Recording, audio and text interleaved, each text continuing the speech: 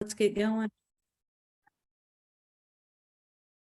All right. And just so everybody knows, you just heard, I'm sure that, or you're seeing something saying that the meeting is being recorded. We're doing that so that can be posted on our public input site.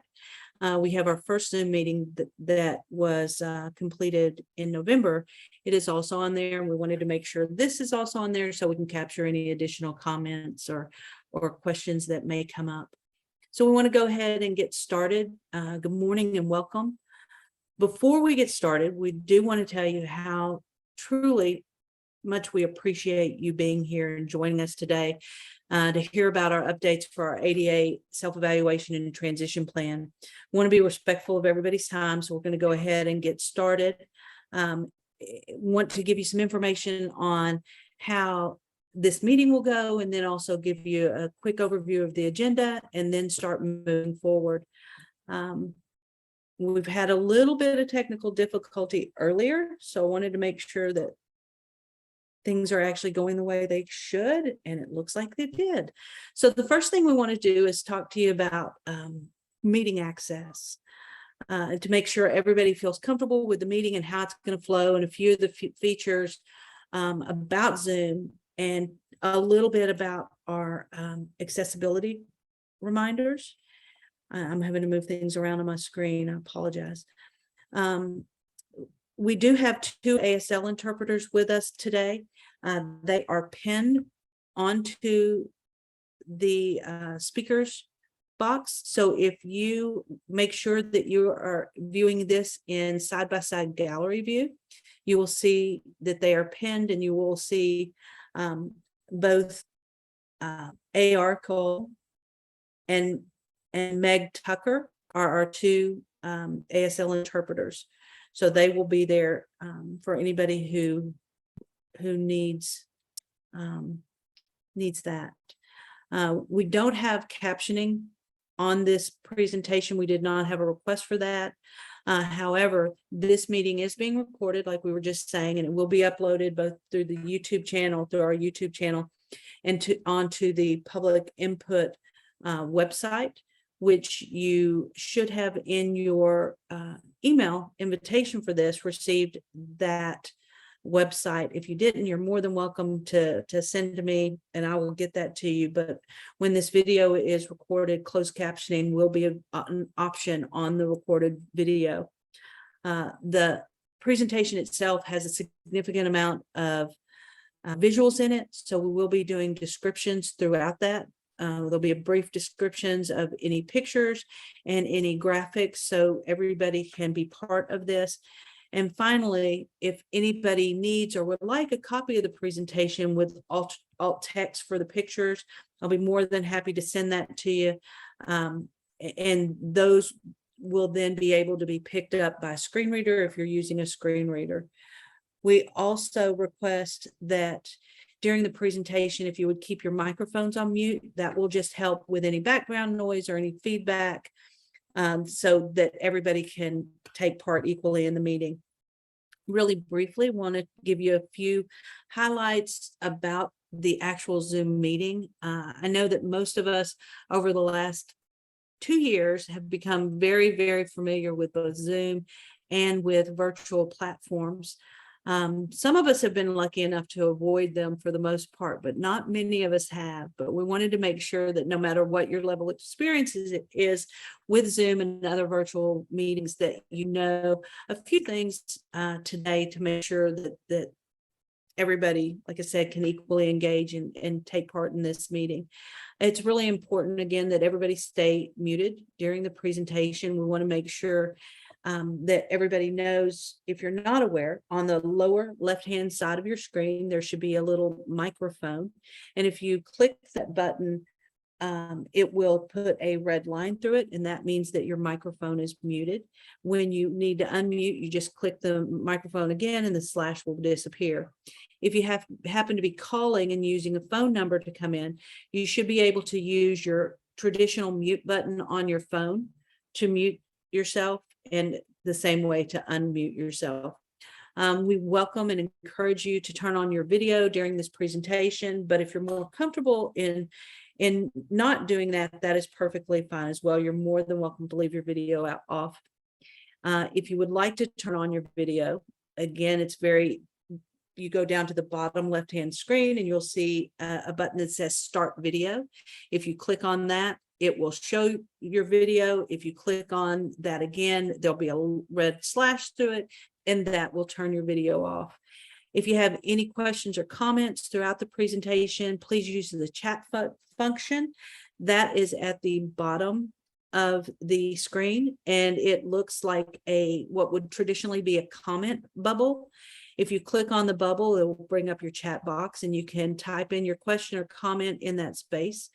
We'll be monitoring that for any comments or questions that come up, and we'll make sure that those questions get answered, or if it's a statement, we'll make sure that it's read into this, so we can make sure that you also see we'll see that in the formal presentation once it's recorded. Later in the presentation, we will have an opportunity for you to ask questions, and if you would please raise your hand in order to take part in that conversation. That way we make sure that everybody's voice is heard, and that we don't overlook or forget anybody as they're asking questions or making comments later in the presentation. You will raise your hands at the bottom of the screen. There is a icon that looks like a little smiley face with a plus on the top of his head. And if you click on that, that will bring up different reactions. One of those reactions is to raise your hand. Once you've finished your comment or question, click on it again, and that will lower your hand as well.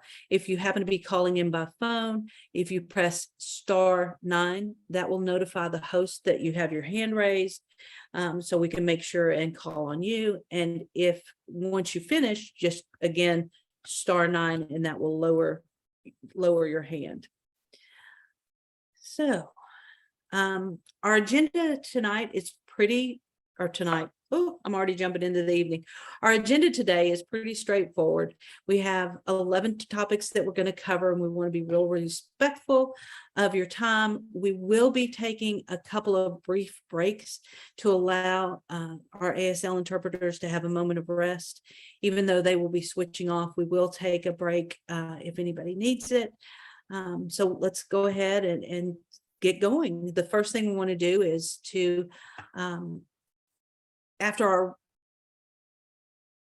me go over the agenda real quick. We're going to do a welcome and introduction.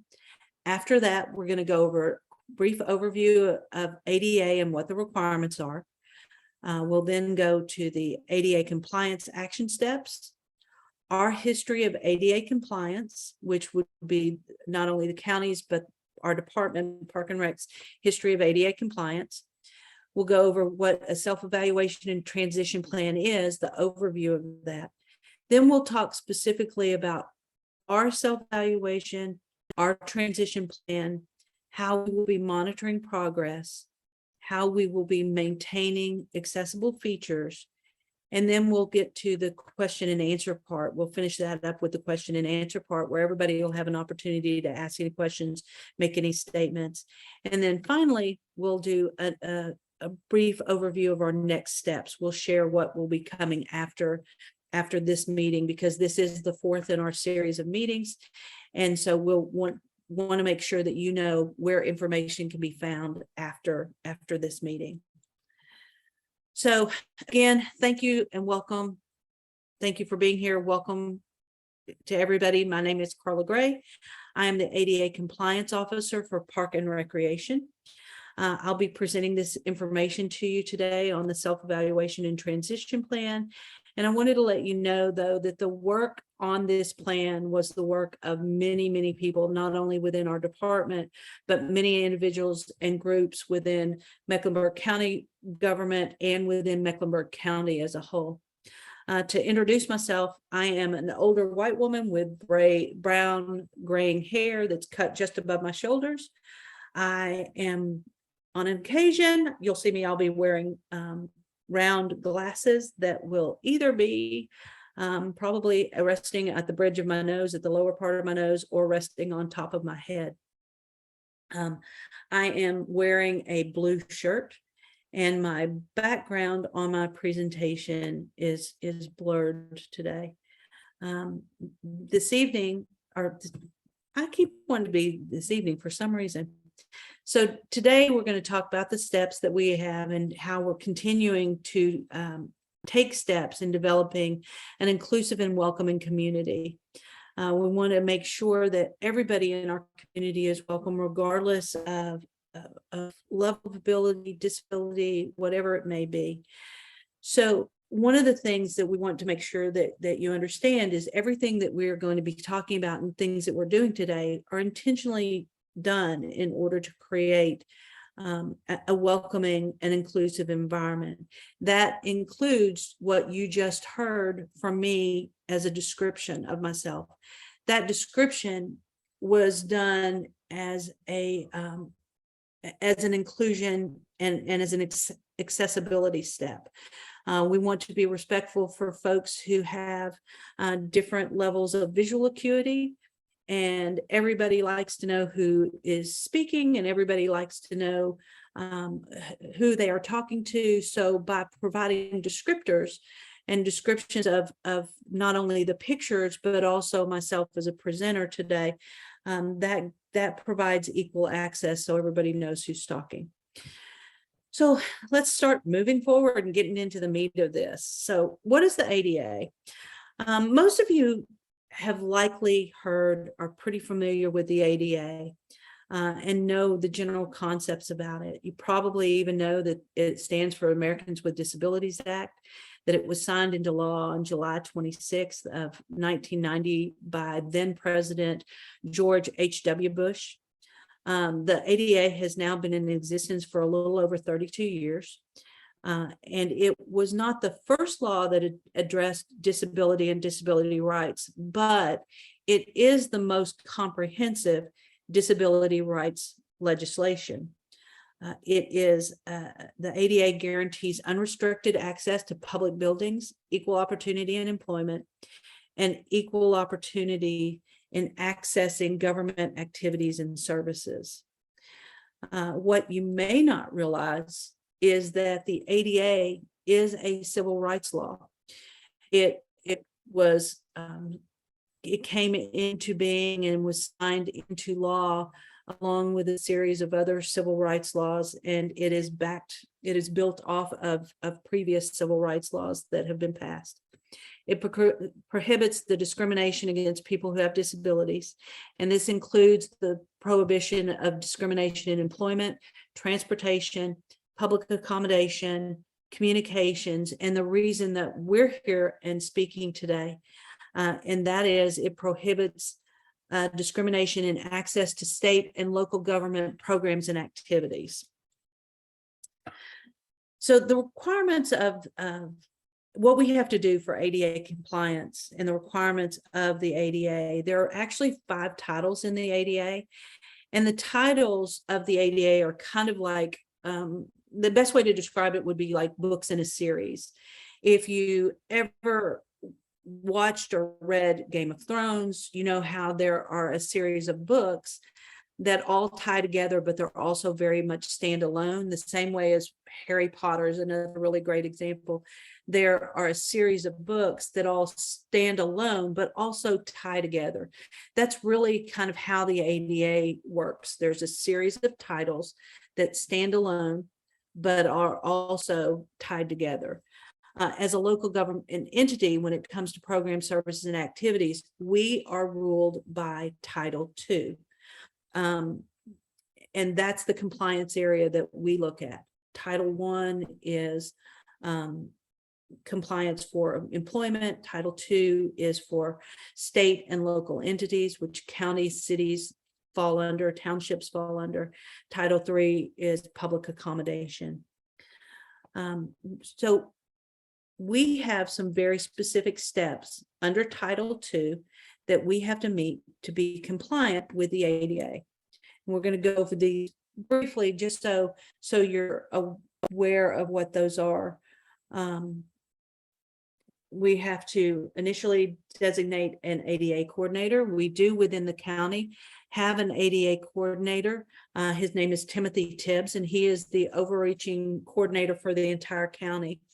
Mecklenburg County recognized and realized, because of our size, that it was probably wise for us to do things a little bit differently. And we also, within each of our departments, have ADA liaisons. And in our case, within Park and Recreation, I'm the ADA compliance officer, where my sole job is to look at ADA compliance for our department.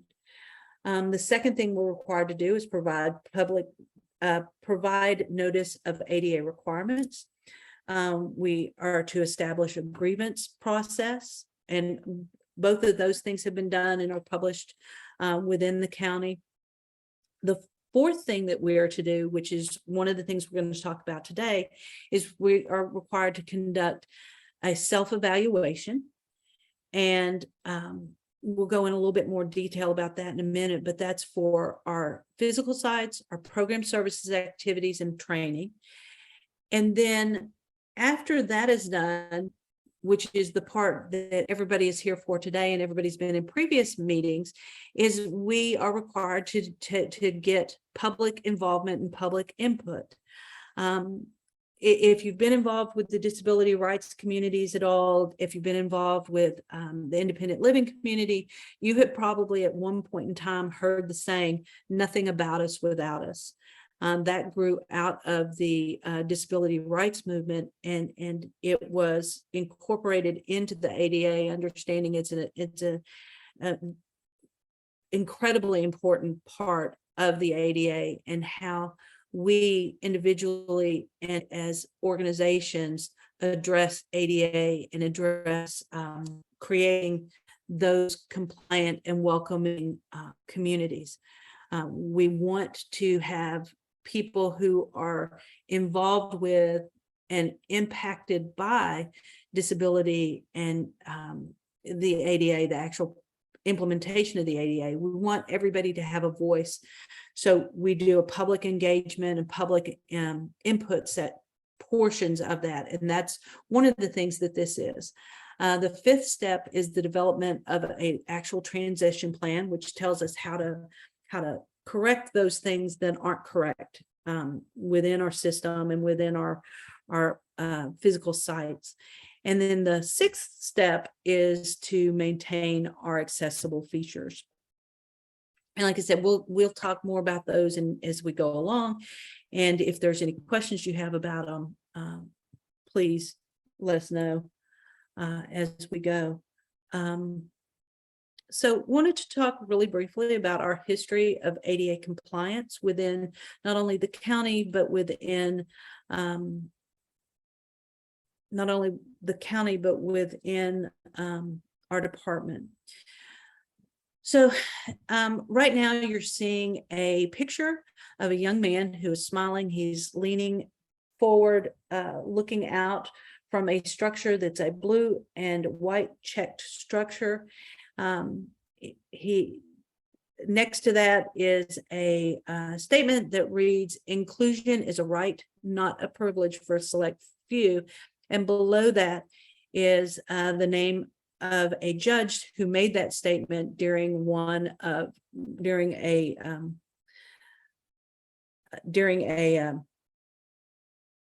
man, I just blanked, as a part of a ruling that was made on a suit that was filed against a board of education in New Jersey. And the judge made the statement that inclusion is a right, not a privilege for a select few, which is something that we wholeheartedly believe in.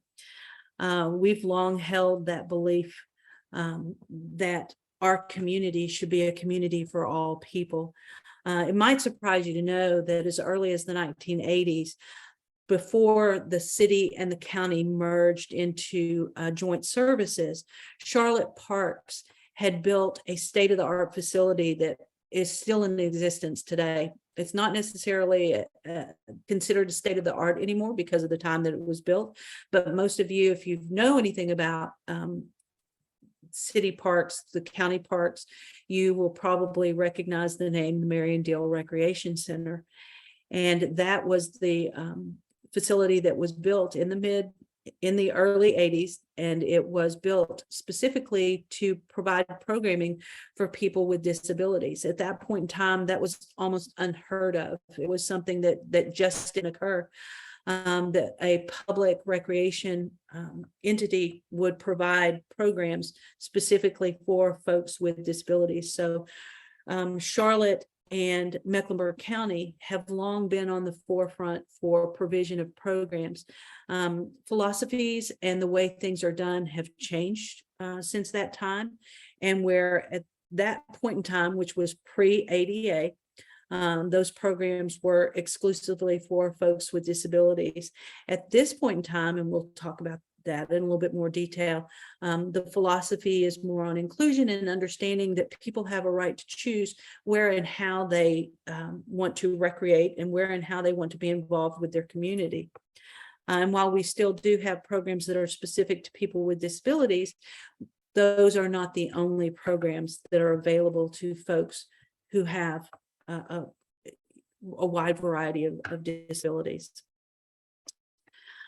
So we also, once the ADA was passed, Mecklenburg County held a series of evaluations and self-evaluations and developed a transition plan. That was done and completed and approved by the Board of County Commissioners on June 9th of 1993.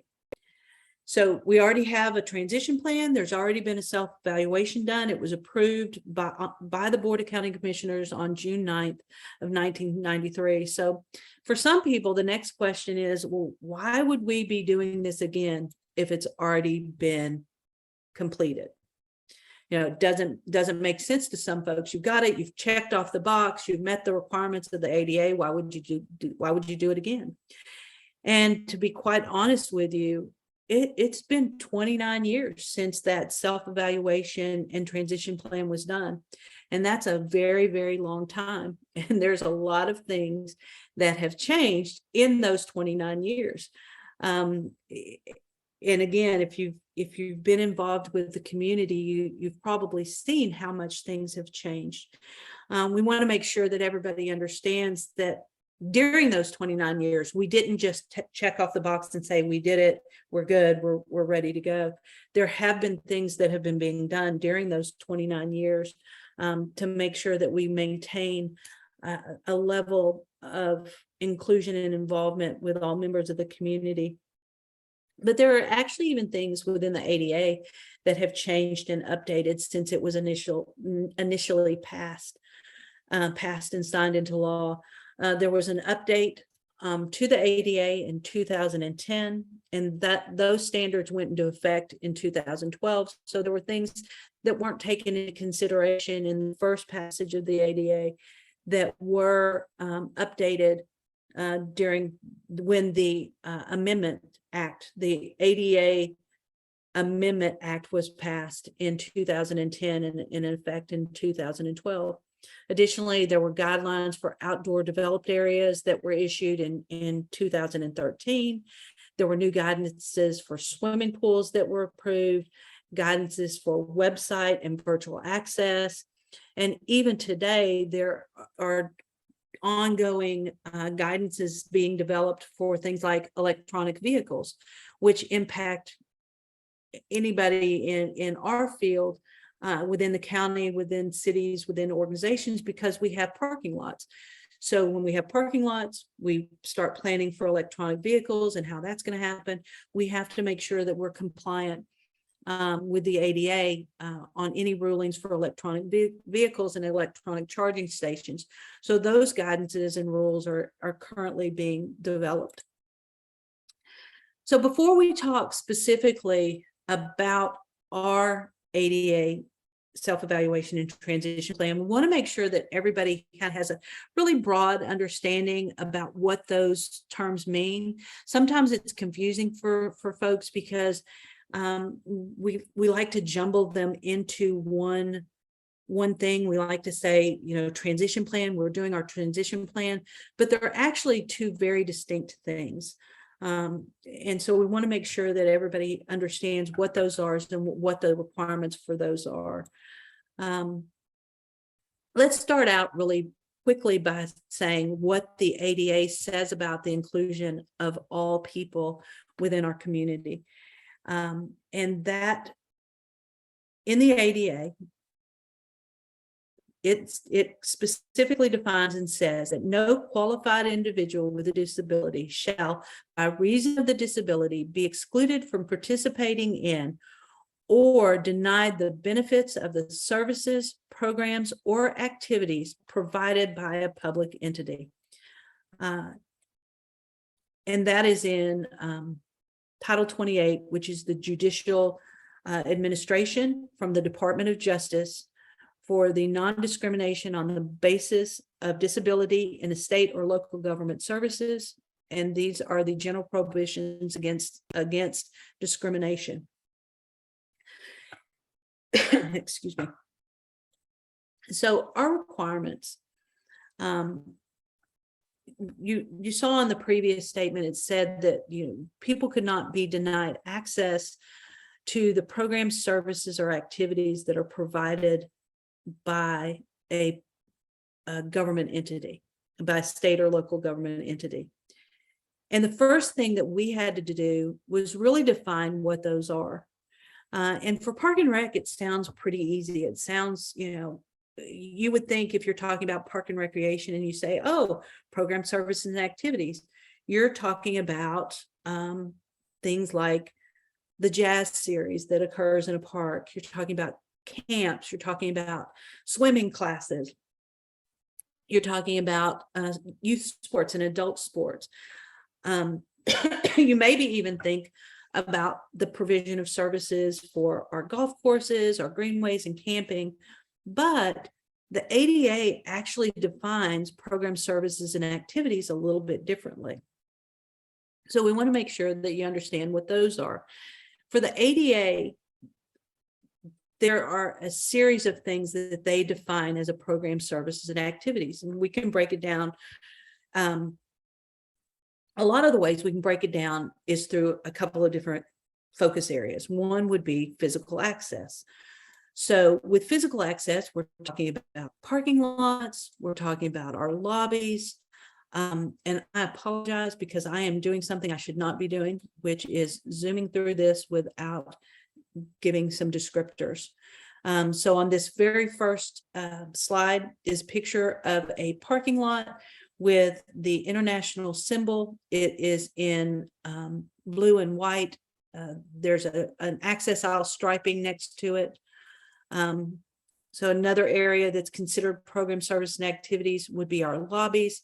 This is a picture of one of our lobbies with a reception desk. It's lit. There is a lower and an upper portion to the desk for access. Another area that's defined as a program, service, and activity is a restroom. So our bathrooms are defined as that. The picture on the presentation is a series of sinks with pipes connecting them. Above the sinks are mirrors, and between the mirrors are a soap dispenser.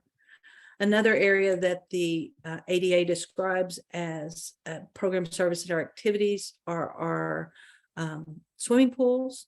And the picture on your screen right now is was taken at one of the U.S. Paralympic trials that were held here in Charlotte. And it is a series of female identified swimmers who are diving into the pool for one of the meets. Also defined as program, services, activities are our trails and our nature areas. And on the screen is a picture of an outdoor area that is going up trail. It's covered in leaves and it's in the middle of the woods, and there are a series of wooden steps that climb up from there. Also part of physical access are our playgrounds, and play areas. And on the screen is a series of 4 children and 1 adult who are at the top of one of the rope and cable play areas. They are all looking at the camera and they are waving. The ADA also specifically talks about program access. Now, program access is, again, a little bit different than physical access. Physical access is how do you get there, but program access, the ADA also requires that we look at that.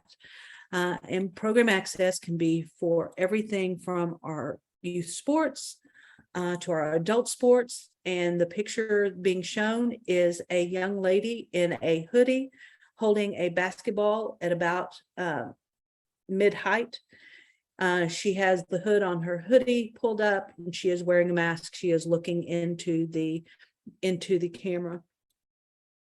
It also would apply to any of our camps, whether they are our general summer camps or our specialty camps. The picture on the screen right now is a series of 6 people with their backs to the camera. There in the foreground are bows for an archery program, and there are 4 participants who are holding the bows, 1 who is drawing back, getting ready to aim at the target, and there are 2 staff people who are assisting with helping the participants notch up their bows, getting ready to shoot. We're also required to have program access for any of our festivals, our any special events we have. The picture on the screen right now is of a person who is on a trapeze, who is hanging upside down. This was taken at Festival in the Park.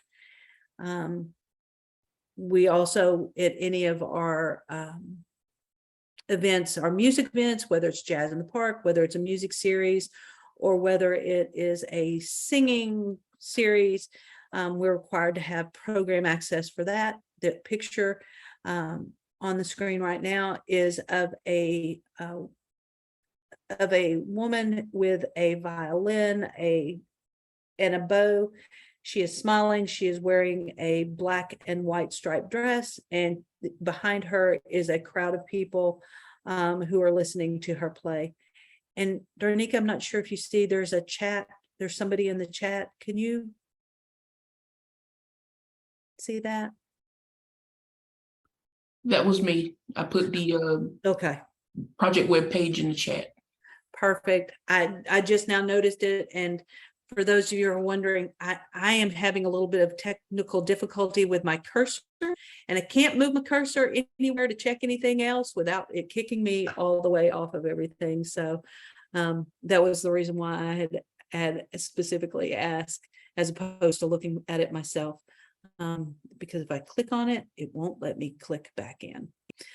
So we also are required to provide program access in our fitness classes, and there is a picture of one of our outdoor fitness equipment areas with 3 people who are utilizing it. They are all dressed in different athletic gear, t-shirts, tennis shoes, utilizing the equipment.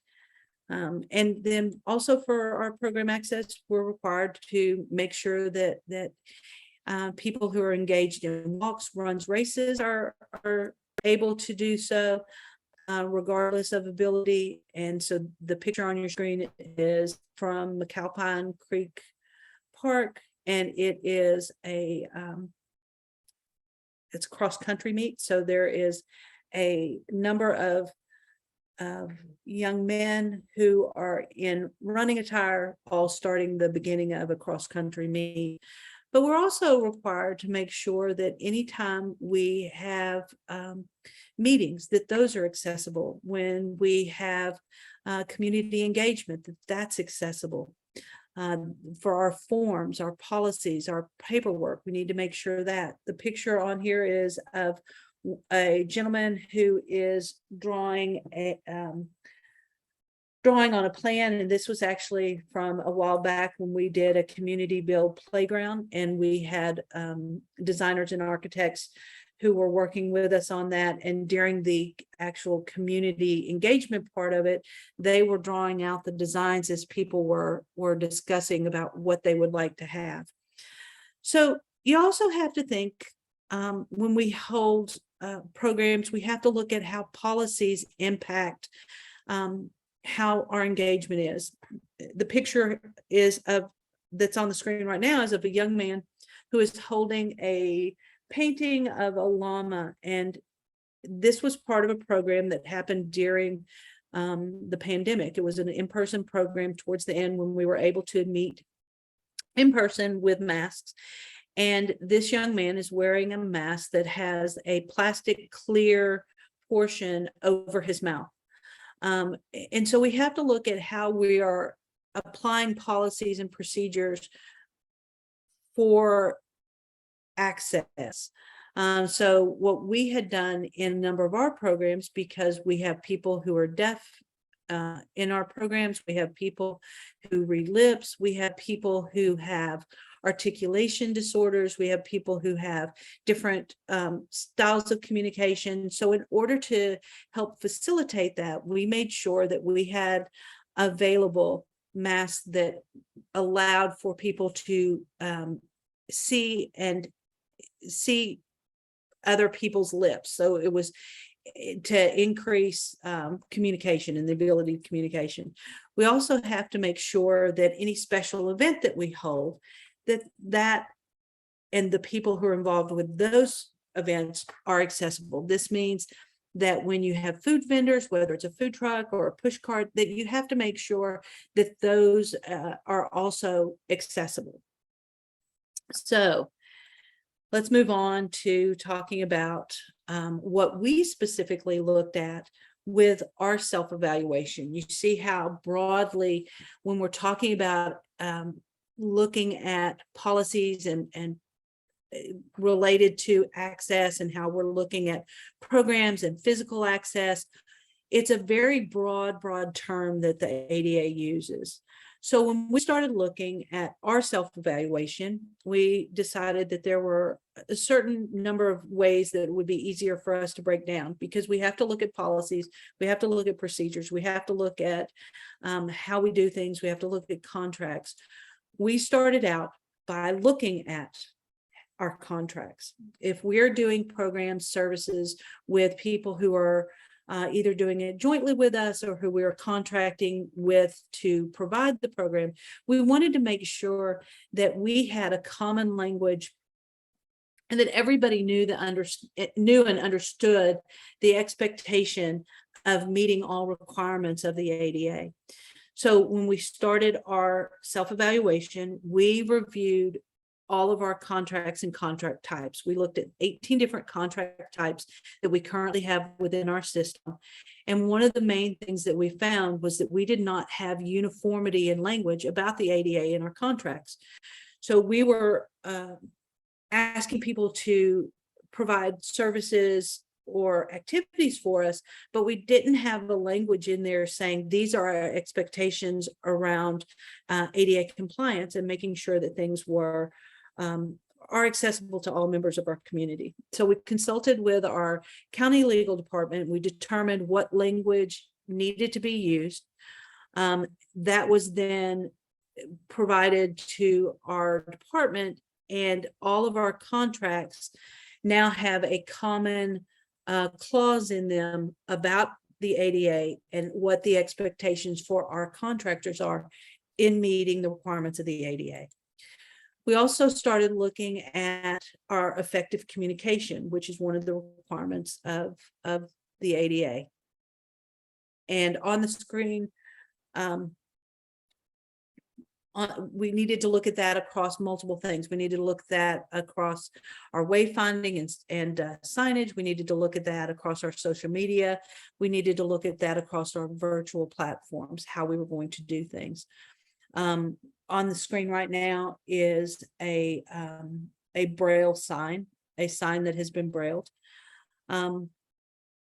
We used information that was gained for our effective communication, we used information that was gained through our employee climate survey to identify where our gaps in effective communication were.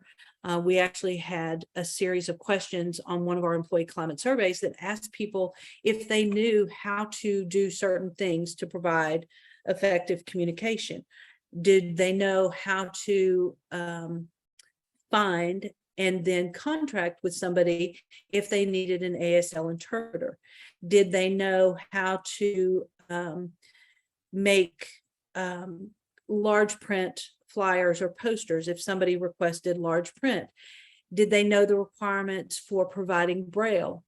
And how would they actually go about doing that? So we used that employee climate survey to find out where people were at with that, and then figure out what training we needed to develop in order to make sure that they were aware of how to provide that effective communication. We also looked at our wayfinding, and on this slide, you'll see a picture of one of our greenways, and in the foreground is a sign that says Antiquity Greenway. It gives the location, who it's in partnership with, then rules and regulations. So we started looking at how signs were provided. Were those signs accessible? Are they accessible? How can we move forward in making those accessible?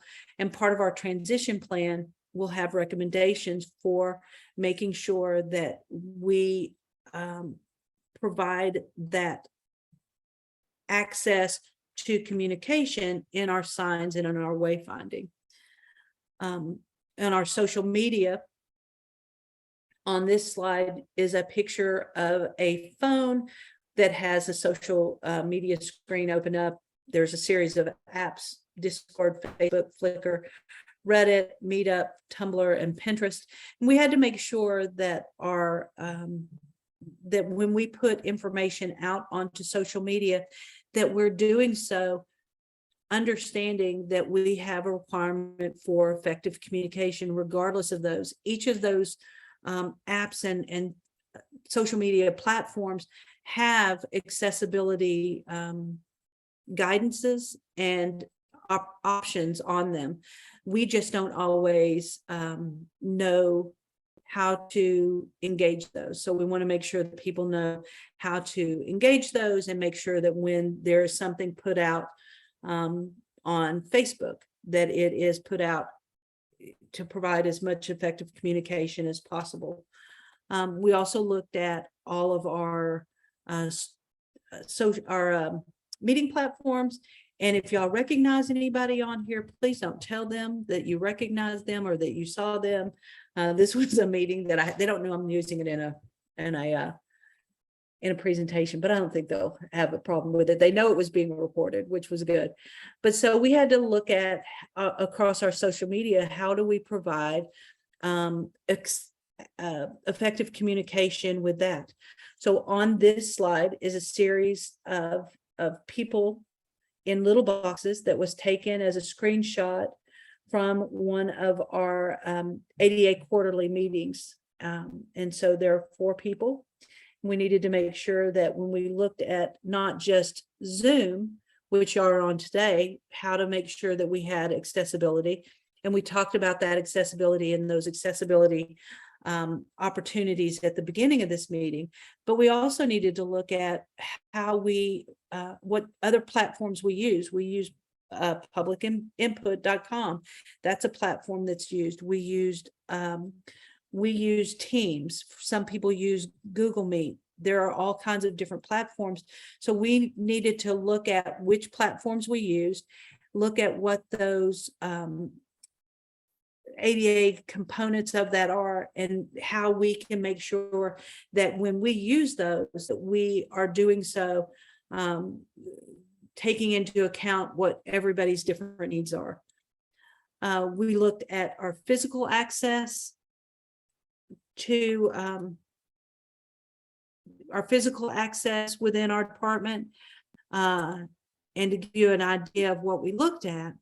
When we're talking about physical access, we did plans and reviews on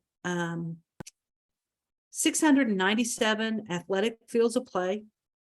We did reviews on, so there are ADA audits that we did on 174 parks, 164 plus playgrounds and Play 360 areas, 46 indoor facilities, 11 disc golf courses, 12 aquatics facilities, 6 dog parks.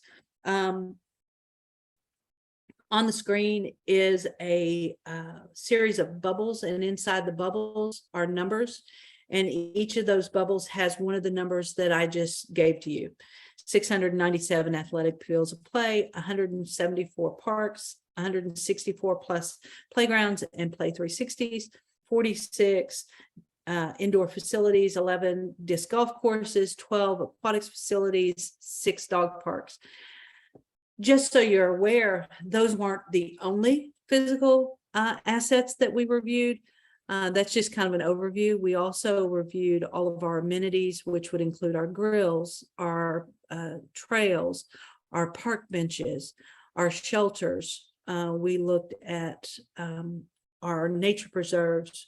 We looked at our greenways. We looked at all of the physical assets that we have within our department. So it was a pretty significant undertaking, and we did an assessment and an audit on all of those. We looked at our policies and procedures. We're required to make sure that our policies and procedures and our processes and our practices do not create times where people with disabilities are not going to be able to fully access our program services and activities. A great example of this is when we register for people for programs. We sometimes require people to show some type of proof of age because of the type of program it is. So if we were providing a program where we needed to have proof of age, and we asked people to provide a driver's license, that would be something that we would need to address in our policies as it relates to ADA. Some of you are aware and some of you are not aware of this, but a lot of people who have a variety of different disabilities and for a variety of different reasons don't have driver's license. So if we are requiring somebody to provide a driver's license in order to register for a program, we are creating an issue, and we're creating a situation where we're not allowing people to have equal access to programs. What we can do is find alternative ways to validate and verify age. We can ask somebody for a state ID, or we could say, hey, we need just some form of an identification that provides your age. It could be a school ID, it could be a state ID, it could be a driver's license, it could be a passport. There's a number of different ways that we can do that. But we need to make sure that we're not creating situations that specifically single out people who don't have a driver's license or a specific way to prove something. We can't single that out and create times where they wouldn't have equal access to programs in our system. For program services and activities, this for us is when we looked at what would traditionally be considered program services and activities for a park and recreation entity.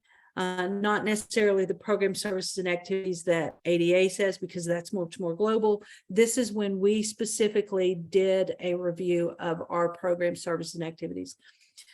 This includes our volunteer programs, our community engagement, our advisory councils. So we looked at in our programs, and again, on this slide is a series of bubbles that are in different colors. Each of the bubbles has a number in it, and those numbers are going to correspond to the number of programs that we reviewed and looked at how they were being provided, the communication, how they were being, not only how they were being announced and how they were being publicized, but actually how they were being provided, what happened during the programs, how instructors interacted. Did they engage through written or oral? Were there any times where ASL was needed? We looked at the specifics of those programs. And over the course of our self-evaluation, we looked at 3,080 programs. We looked at 131 athletic events and tournaments. We looked at 191 virtual programs. We looked at 120 cooperative extension programs. We looked at 45 camps, 51 public workshops, and 47 special events and facilities. And we've reviewed those. And again, with this self-evaluation, I want to make sure that everybody understands it wasn't to find aha or gotcha moments. It wasn't to go, oh, you're doing this wrong.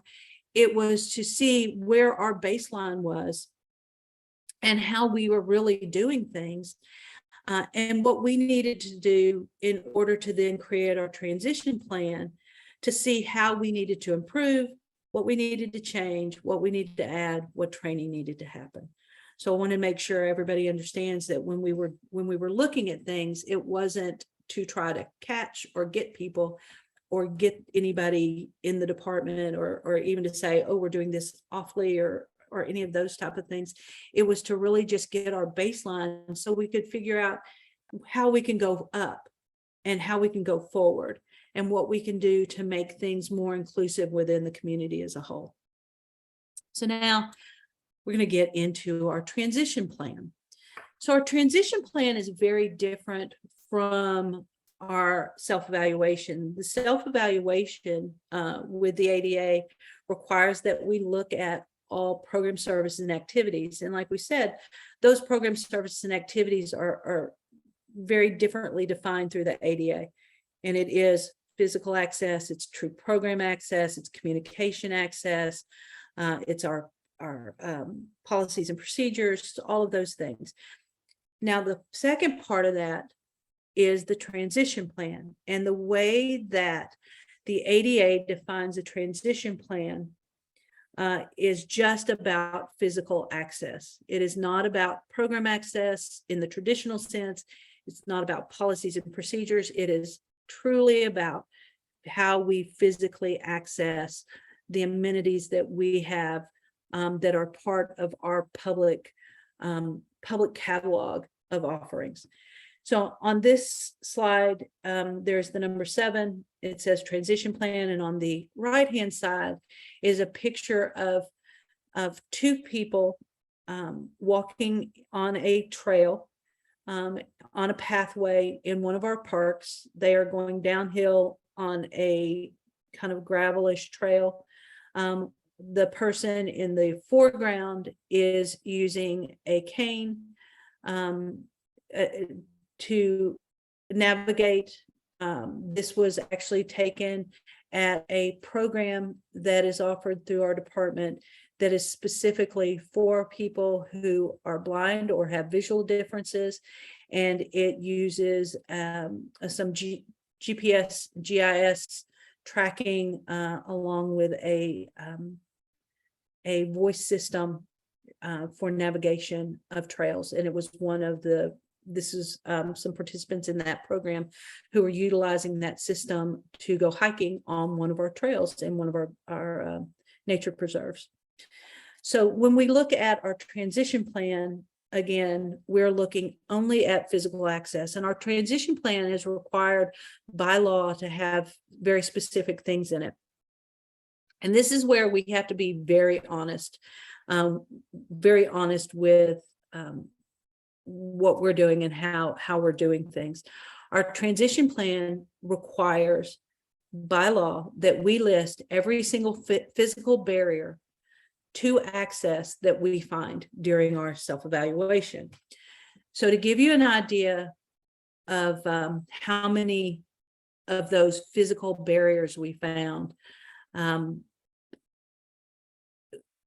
to put some context to it, when we identified our physical barriers, we have identified literally thousands of them, close to 10,000.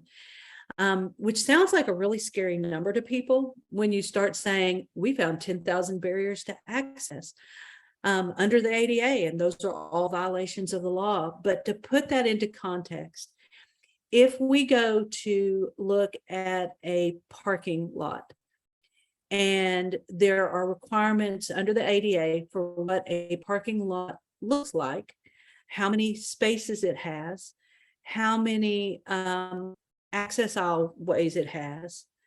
There are requirements under the law for how high the sign that identifies an accessible parking space is, what is on that sign, how wide the parking space is, how wide the aisleway is, how deep the aisle is, how deep the parking space is, what the slope is, what the cross slope is, and then what the access to the path of travel is from that parking space. Each of those things that I just listed off is a individual physical barrier. So if a sign is at a parking space, but it's at the wrong height, that's a barrier. If the sign doesn't have certain elements to it, each of those elements that's missing, which would be the international sign of accessibility.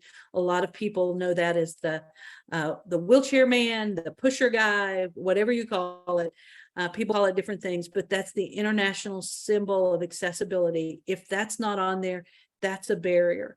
If North Carolina has a requirement that the general statute, the actual number, the general statute of the law is on a accessible parking sign.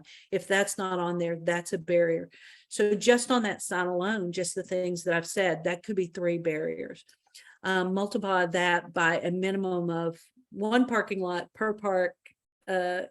You're talking about hundreds of parking lots, 1 sign with 3. We're already up to, if it's missing off of 1 sign, much less multiple signs, because each parking space is required to have a sign, you're already in the thousands. So the number sounds like an incredible amount, but you have to take into account that each single component of the law and each single requirement would be a barrier. So we list all of those barriers, and like I said, we've got a lot of barriers. The second thing that we're required in our transition plan to list is our access solution. So with those, it is truly, until this can get fixed, how are you going to make this accessible? What are you going to do to make this accessible? And so we have to list an access solution. We have to list the budget, what it's going to cost and how much it's going to cost to do that. We also include for us any existing funding streams. So if we know it's going to be part of our capital improvement plan, we know that that's on there. We're going to have that listed on there. If we know that it's part of a equity park project, which is a specific series of funding that we have, we'll have that listed on there. So we kind of know how we're going to pay for these things and how they're going to be corrected. We also are required by law to put a time frame on there, and our time frame, we have to be very aware of the fact that you have to balance out access and budget and time all together. And people understand that things change and priorities become different, and so you have to make that time frame a little bit flexible. The Department of Justice recognizes that not everything can get done in a 1 month period, but they also recognize, like I'd said to you before, that the ADA has been in existence for 32 years. The requirement to have everything compliant was 1 year after the ADA was codified into law. So we've had 30 years to fix things. So while there is some flexibility on our timeframes, we can't look at something that's 10, 15, 20 years out. That's not an acceptable time frame. And it's not something that the Department of Justice would go, oh, that makes sense. Now, that's 4 things that we've been working on. There are always going to be things that are going to be new and are going to be more recent that you might have to have a longer time frame on. The fact that we are Park and Rec as opposed to an organization that is just looking at a built physical facility, it changes some of our access and the physical barriers that happen.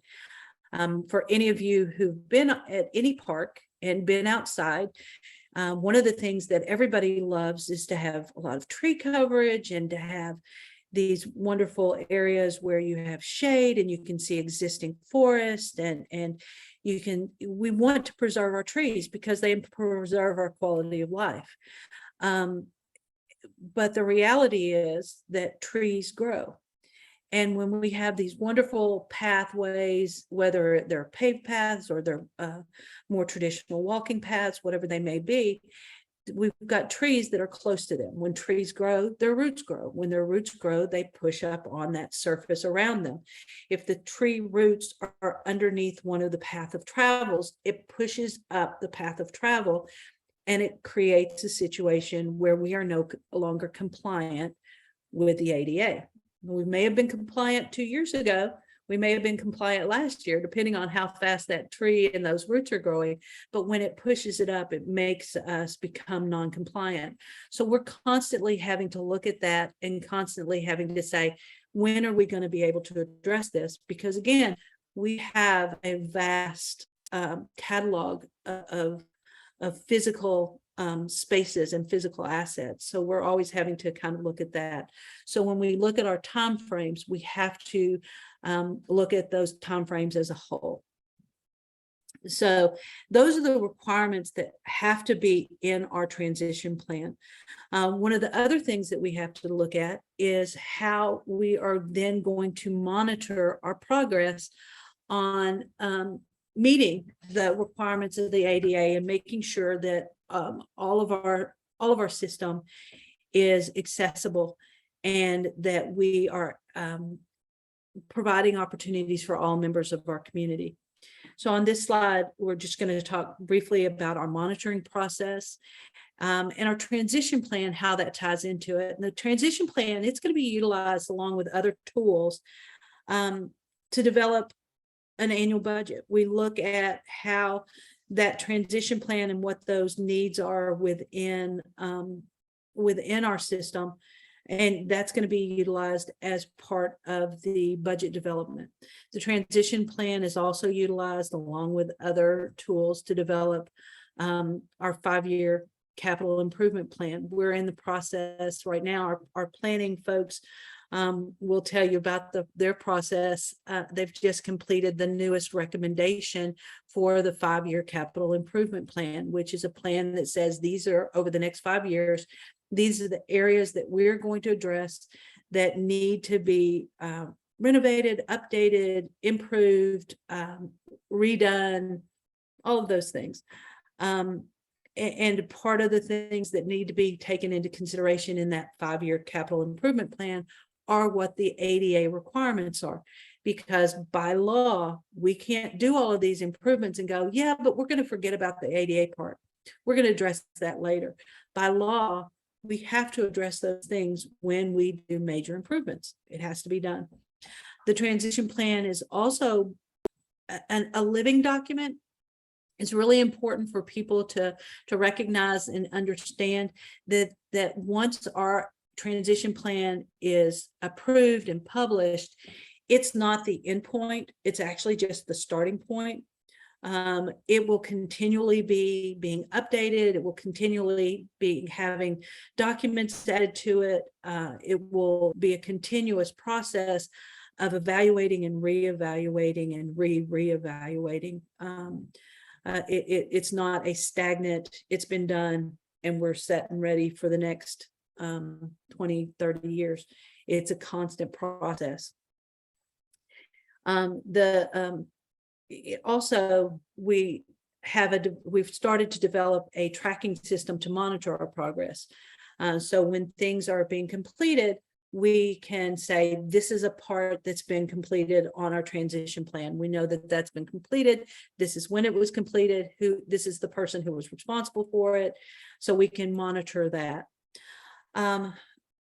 We also, like we were saying earlier about how with parks, we have some unique situations in making sure that we maintain our accessible features.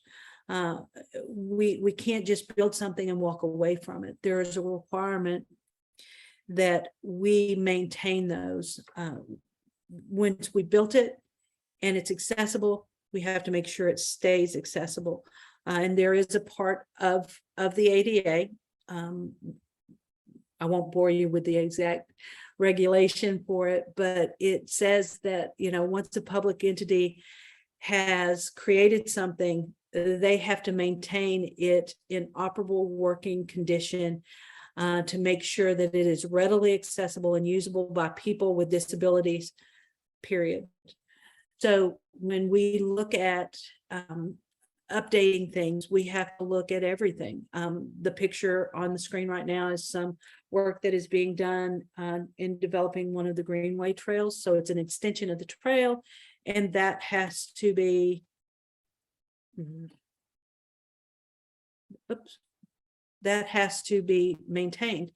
We have to, when we put in playgrounds and new playgrounds, we have to make sure that those meet the requirements of ADA. We can't take a playground that's accessible and change it out and make it into something that's not accessible.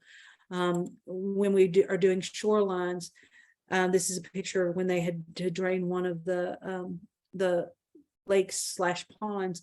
They were having to do some things because there were some drainage issues. Well, making sure that shorelines, once that pond level comes back up, are still accessible for fishing, and where there are fishing piers there, where there are fishing access points there.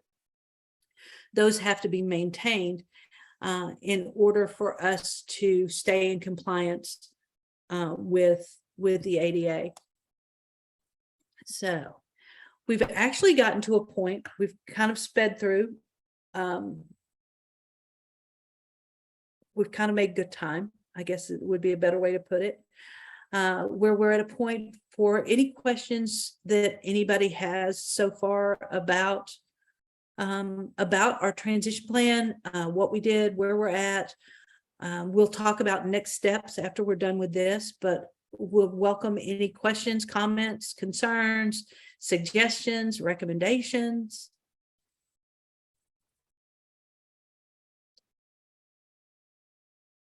You're welcome to either raise your hand or put it into chat. Either way you want to do.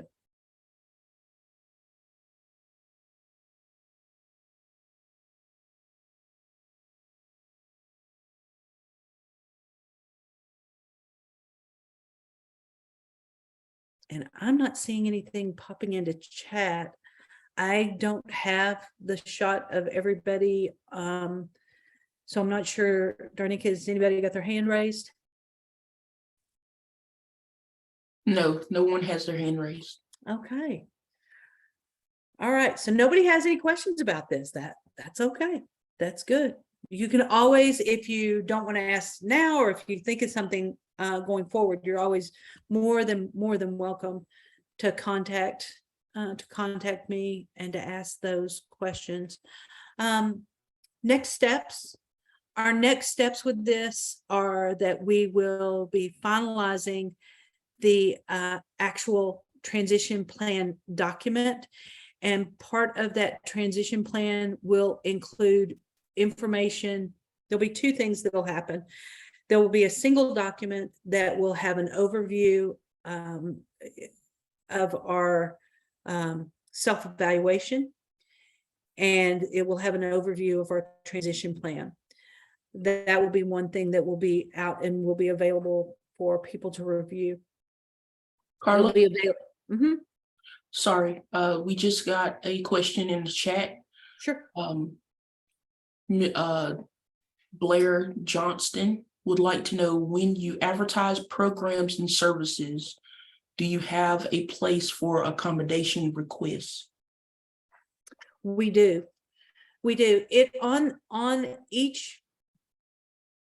Now, I'm gonna qualify this with, this is our process and policy. Recognizing that sometimes we have to do additional and kind of retrain folks and make sure that they understand what the requirements are. But we do have a policy, a process in place that has a statement. So we have a set statement that is required to be on any program that is published, either if we do a flyer, if it's done through our system with any of our social media, if it's done, if it is advertised through our registration system, which is ActiveNet, which is our back end side of it. It's called ActiveNet. But if somebody went onto the website to register for a program, there is a symbol, an accessibility symbol that comes up with a statement saying, if you need any type of modification for this program, here is here is the email address, and here's a phone number for you to contact to make that request. We also, if people register, either they register online, or if they call and are registered for a program, we have a custom, we call it a custom question. And everybody has to answer that question in order to move forward with that registration. And so that question is, do you or the person who will be taking part in this program need any type of modification to be successful in this program? And then we give some examples of that. Example, do you need ASL interpreting? Do you need hand-over-hand instruction? So we give a couple of examples for people, so that way there's not confusion about what do you mean by modification. And then we leave it open, and people either say yes or no. If they say yes, then we have designated staff who call or make contact with them. Either they call them, they email them, or they physically meet with them in person, depending on what the person's requirements and needs are to be able to make that modification.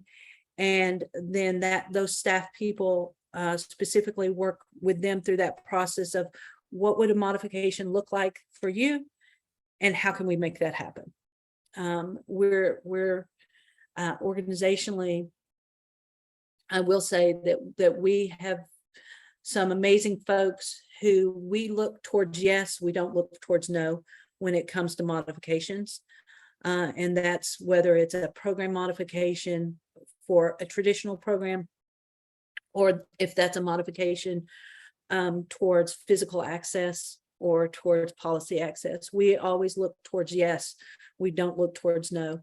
We, as an organization, believe that the requirements of the ADA are our floor, they're not our ceiling.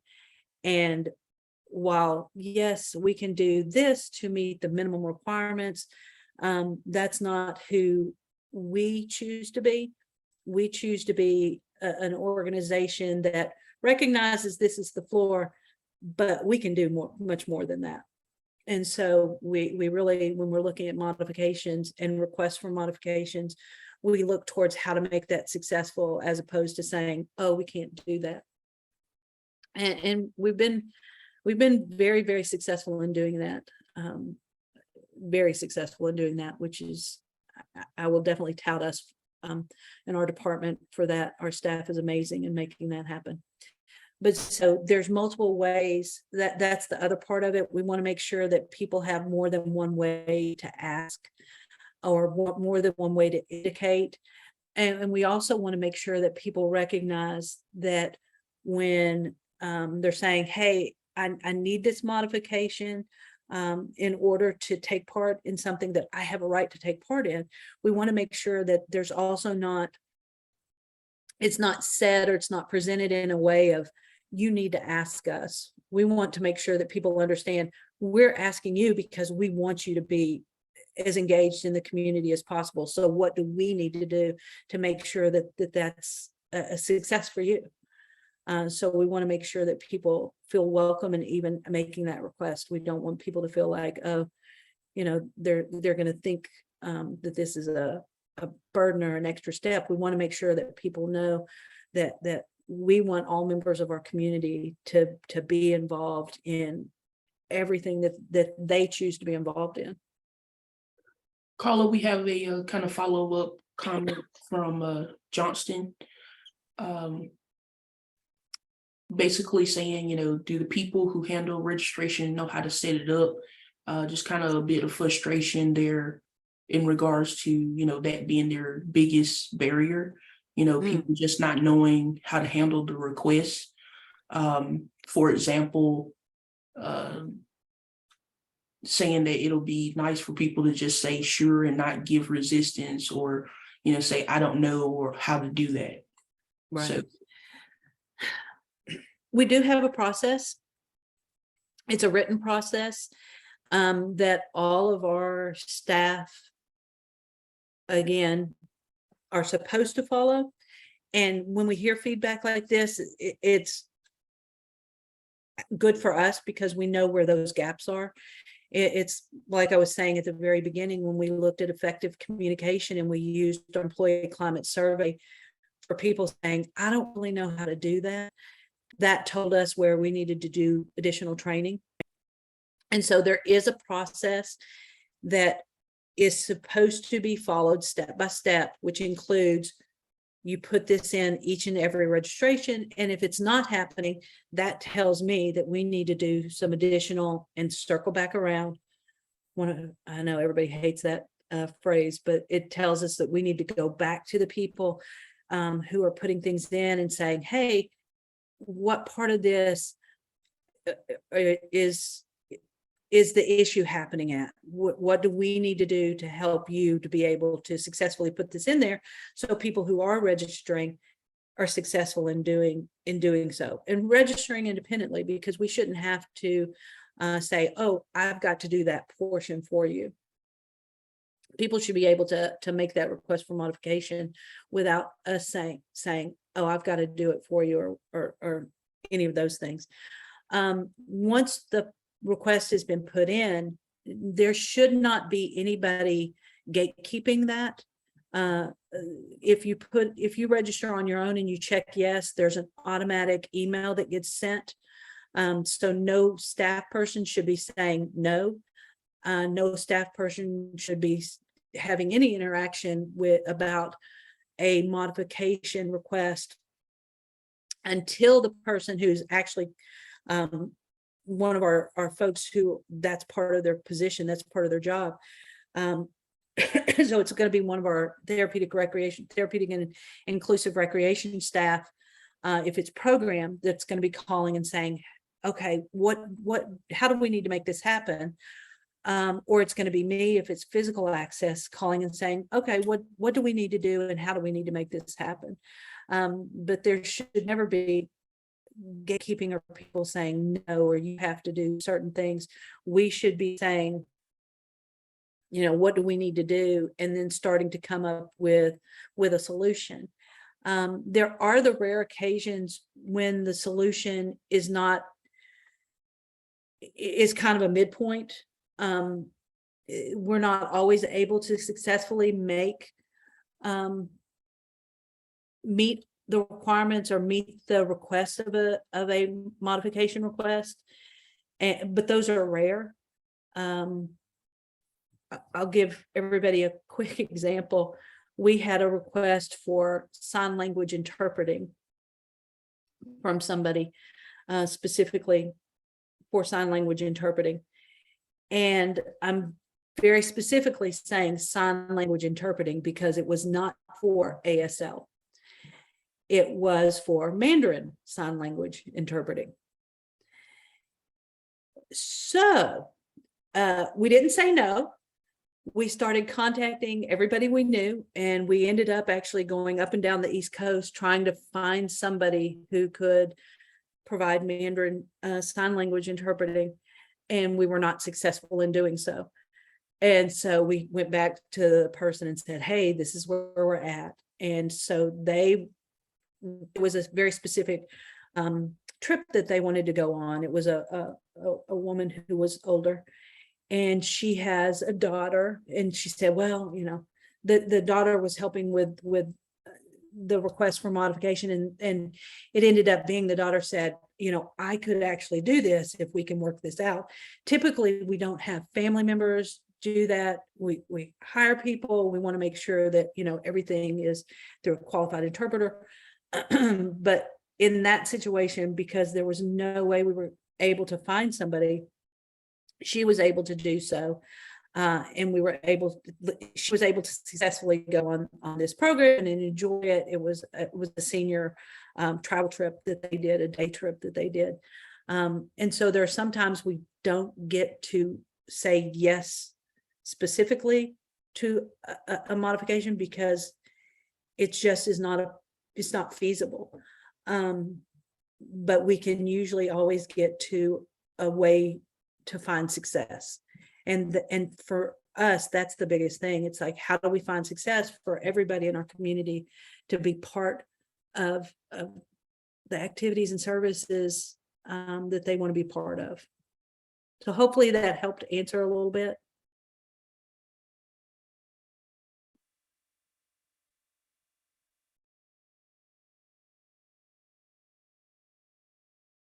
All right. Okay. He said it does. Thank you. Okay, perfect. And again, if you ever have, or if you hear of anybody that has any challenges getting things done, or please let us know. Let me know. Call me, email me, text me, whatever. Whatever. If you see me in the park, I'm in the parks doing audits on a pretty consistent basis. If you see me, yell at me, say, hey, I need to chat, or whatever way works for you. Send me a letter. I'm accessible by a lot of different ways. And we never take it as we don't view it as being personal. We don't view it as being a criticism. For us, it truly is how can we make this community the community that we all want it to be. And ADA compliance is a huge part of that. It's a huge part of making sure that we embrace every member of our community, and that every member of our community has an opportunity to be part of the community. So again, with next steps, our information will be put out there. We will be utilizing, to kind of get back to the question, Blair, that you asked about, do people know how to put that in to make sure that it's on our advertisements? The transition plan, the self-evaluation and transition plan are also going to be used and are already being used to help with identifying additional training. Just how do we get information out to people and make sure that staff know how to identify areas that need to be changed a little bit, or to make sure that people know, oh, I didn't realize that I needed to put that on a flyer. I knew I had to put it on our virtual platform, but I did not realize I needed to put it on a physical flyer. Make sure that everybody's on the same page. So we really do appreciate the opportunity for any feedback, so we can get those things in place. So moving forward, we will have our information on public input. We will have it on our website as we keep going forward. If you would like copies of it and you don't have access to the website, or if you need a hard copy, you're more than welcome again to contact me in any way you choose to, by phone, by text, by email. by sending me a letter, by seeing me, whichever way you want to, and we'll get you a hard copy. We can do Braille, we can do large print, however you need that done, we can provide that to you and are more than happy to do so. Or if you just want to chat about it, if you want to know about our process, any of the specifics, because the specifics will be in the larger document. This is meant as really a high level overview of kind of what we've been doing, where we've been doing things, what changes we've made. But the actual self-evaluation and transition plan itself will give you detailed information. It will include ADA audit reports specific to parks, specific to greenways. And by that, when I say specific to parks, if your neighborhood park is Enderley Park, you will be able to access the report for Enderley Park. If you go on the Little Sugar Creek Greenway, you'll be able to see that. If you go to Naomi Dridden Rec Center, you'll be able to see the report specifically to that center. So you'll have access to all of our audit information and anything you want, probably more than what you want, but you'll have access to all of those things and see where we're at in moving forward and making modifications and making to physical access. And then if you have any questions about program access, we'll have that as well for you. So if we don't have any other questions or comments, I was looking at my time. We want to give you back some of your day. And tell you again how much we truly appreciate you being here and take part in this. And if you have any questions moving forward, please just let me know. Appreciate you, appreciate your time, and have a wonderful rest of your day. Have a wonderful holiday season. However, and whatever you celebrate, I hope you have a wonderful one. If you choose not to celebrate, I hope you have a wonderful week and enjoy the cool weather. Hopefully we'll get some a little more sunshine, a little less fog. So, but enjoy your day and thank you again. I appreciate you.